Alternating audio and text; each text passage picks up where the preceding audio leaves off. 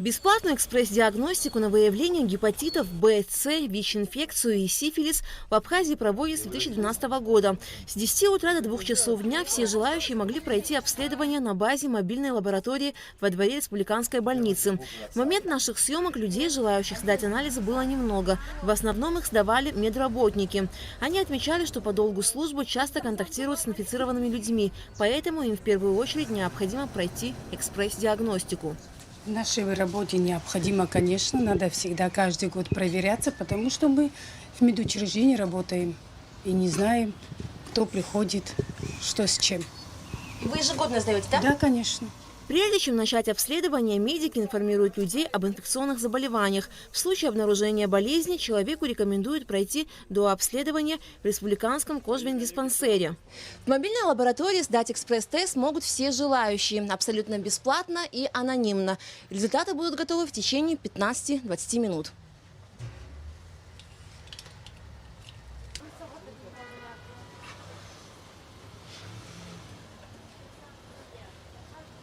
Вирус иммунодефицита человека атакует клетки, которые отвечают за борьбу с вирусами. В результате прогрессирования болезни организм человека оказывается неспособным сопротивляться серьезным заболеваниям.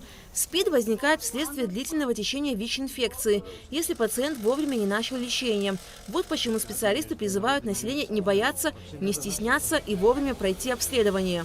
У нас в Абхазии немножко неудобно быть пациентом ВИЧ-инфицированным. Если раньше чаще всего таким заболеванием болели немножко асоциальные люди, те, кто употребляют инъекционные наркотики. К сожалению, сейчас уже почти, наверное, сравнялась путь передачи половой. Вот поэтому это и страшно. То есть никто не застрахован от этого. Сейчас у нас летний сезон, и очень часто ко мне обращаются люди, кто-то укололся на берегу, кто-то убирал, укололся иголкой. Хочу, чтобы люди знали, что через иглу можно заразиться такими инфекциями, как ВИЧ, гепатит Б и гепатит С. От ВИЧ-инфекции есть профилактика. В течение месяца человек пьет препараты профилактические, и при этом стопроцентная незаражаемость. По поводу гепатита С, к сожалению, профилактики нет, а по поводу гепатита Б есть вакцинация. Вот призываю всех, кстати, вакцинироваться от гепатита Б в течение 7 лет, стойкий иммунитет. К сожалению, в нашем обществе зачастую люди стыдятся сдать анализы на СПИД и ВИЧ-инфекции. Этому подтверждение слабая явка людей для сдачи анализов. В течение 2 часов экспресс-диагностику прошли только 16 человек. Это тоже показатель того, что мы немножко, расслабились. При ковиде, конечно, не расслабится ни один врач, но имеется в виду, что касается ВИЧ-инфекции, гепатитов в том числе.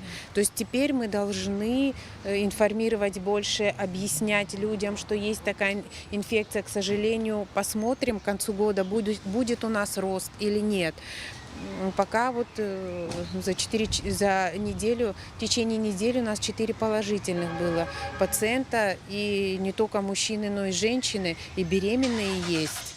По статистике кожвендиспансера и СПИД-центра в Абхазии в течение 3 лет не больше 70 человек впервые выявленных ВИЧ-инфицированных. За прошлый год количество вновь выявленных ВИЧ-инфицированных – 57 человек. Так как у нас в течение 3 лет не выше 70, в 2022 году даже меньше, но я так думаю, прогнозирую так как очень много к нам в Абхазию сюда заезжают представители не абхазской национальности, скажем так. Я думаю, что в этом году будет рост ВИЧ-инфицированных, к сожалению. В рамках акции по бесплатной экспресс-диагностике на гепатит и ВИЧ-инфекции обследование прошли 18 человек. Заболевания ВИЧ выявлено не было, но у 2 обнаружен гепатит Б и еще у 2 людей гепатит С. Все они пройдут до обследования в республиканском кожвендиспансере.